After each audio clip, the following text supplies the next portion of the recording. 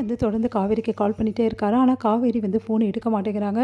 இதுக்கப்புறம் உங்ககிட்ட பேச முடியாது விஜய், என்னை மன்னிச்சிடுங்கன்னு சொல்லிட்டு காவேரி ஃபோன் எடுத்து வச்சுட்டு அவங்க ட்ரெஸ் எல்லாம் பேக் பண்ணுற வேலையில் இருக்காங்க போகிறதுக்காக. இங்கே வந்து என்ன பண்ணுறாரு, குமரனுக்கு நிவின் கால் பண்ணி, அண்ணன் உங்ககிட்ட முக்கியமாக பேசணும், வான வீட்டுக்கு அப்படின்னோடனே, சரி நான் வரேன்டா அப்படின்றாரு. காவேரி கிட்ட, காவேரி ட்ரெஸ் எல்லாம் பேக் பண்ணிட்டா, வா உன்னை விட்டுட்டு போகிறேன். இல்லை மாமா, எனக்கு கொஞ்சம் வேலை இருக்குது, அதெல்லாம் முடிச்சுட்டு தான் போகணும், அதனால் நீங்கள் போங்க, எங்கே போகிறதோ போங்க, நான் போய்க்கிறேன் அப்படி சொல்லிட்டு காவேரி சொல்லிடுறாங்க. சரிம்மா, நிவின் கூப்பிட்ருக்கா, என்னென்னு பார்த்துட்டு வரேன் அப்படின்னு சொல்லிட்டு இங்கே வந்து வராரு நம்ம குமரன் நிவின் வீட்டுக்கு. நிவின் வந்து செமையாக டென்ஷனாக இருக்கார். என்னடா இவ்வளோ டென்ஷனாக இருக்க அப்படின்னோடனே நடந்த விஷயத்தை எல்லாத்தையுமே வந்து நிவின் வந்து சொல்கிறாரு.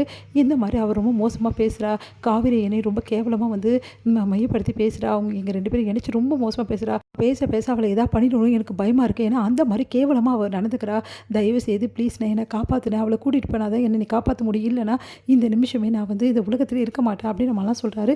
அதை கேட்டு அதிர்ச்சி அடைகிறாரு வந்து குமரன். என்னடா சொல்கிறேன் அப்படின்னு. ஆமாண்ணே, அந்தளவுக்கு மென்டல் டார்ச்சராக இருக்குது, என்னால் முடியலண்ணே, ப்ளீஸ்ண்ணே அப்படின்னு சொல்லிட்டு கெஞ்சிட்டு இருக்காரு. கிட்ட நான் பேசுகிறேன்டா, இருடா அப்படி சொல்லிட்டு இருக்கும்போது கரெக்டாக ஃபோன் வருது விஜய் கிட்டேருந்து. இந்த மாதிரி காவேரி கிட்ட கொஞ்சம் ஃபோன் கொடுக்க முடியுமான்னு விஜய் கேட்குறாரு. நான் வீட்டில் இல்லை, வெளியே வந்துட்டேன், காவேரி இப்போ கிளம்பியிருப்பா அப்படின்னு. கிளம்பியிருப்பாளா, எங்கே அப்படின்னோடனே, இந்த மாதிரி ஊருக்கு போகிறாளே காவேரி, உங்ககிட்ட சொல்லலையா அப்படின்னு கேட்குறாரு. அதை கேட்டு அதிர்ச்சி அடைகிறேன். நீங்கள் என்ன சொல்கிறீங்க? ஆமாம், காவேரி வந்து இந்த மாதிரி கொடைக்கானலுக்கு போகிறா, கொஞ்ச நாள் மனசு திட்டல, அங்கே போய் இருந்துட்டு வரேன்றா, அதனால் வீட்லேயும் எல்லோரும் சம்மதிச்சு வந்து அனுப்புகிறாங்க அப்படின்னோடனே அதிர்ச்சி அடைகிறாரு.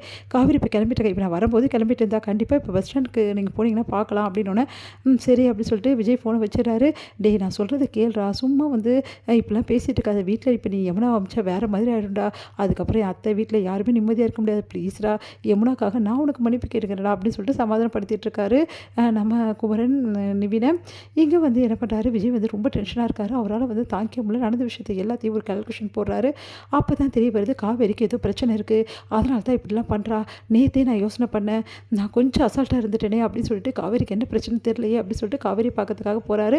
ஆனால் அந்த டைமில் வந்து என்ன பண்ணுறாங்க, வெளில வந்து நிற்கிறாங்க. வெளில வந்து எங்கே விஜய் கிளம்புற அப்படின்னோடனே, நான் காவேரி பார்க்க போகிறேன் அப்படின்றாரு. அதை கேட்டுட்டு வந்து எதுக்காக காவேரி பார்க்க போகிறேன், எதுக்காகன்னு கேட்குற. காவேரி ஊருக்கு போகிறாளாம், எதனால எனக்கே ஒன்றும் புரியல, அது போனால் தான் தெரியும் அப்படின்னோடனே, காவேரி ஏன் ஊருக்கு போகிறான்னு எனக்கு தெரியும் அப்படின்னோடனே, ஒன்றும் புரியாமல் யோசிக்கிறேன், நீ என்ன சொல்கிற அப்படின்றாரு. ஆமாம், காவேரி ஒரே நடியாக உன்னை விட்டுட்டு போகிறதுக்காக தான் ஊருக்கு போகிறா, இதுக்கப்புறம் திரும்பி வரமாட்டா அப்படின்னு பயங்கரமாக அதிர்ச்சி அடைகிறார். நீ எப்படி இப்படி சொல்லுவேன், ஏன் பொண்டாட்டி எப்படி என்னை விட்டுட்டு போக முடியும் அப்படின்னோடனே, நடந்த விஷயத்தை எல்லாத்தையுமே வந்து வெண்ணா வந்து சொல்கிறாங்க. அதெல்லாம் கேட்டு விஜய் செமையாக டென்ஷன் ஆகிறாரு. காவேரி எதுக்காக அப்படிலாம் சத்தியம் பண்ணா, நான் வர்றதுக்காக சத்தியம் பண்ணாளா, அப்போது நீயா மனசு திருந்தி வந்து என்னை வந்து வெளியே எடுக்கலையா, உண்மையை சொல்லலையா, காவேரி பண்ண சத்தியத்துக்காக தான் சொன்னியா, வெண்ணிலா உன்னை பற்றி நான் எப்படிலாம் நினச்சிருந்தேன், கடைசியில் நீ இவ்வளோ கேவலமானவளா அப்படின்றாரு.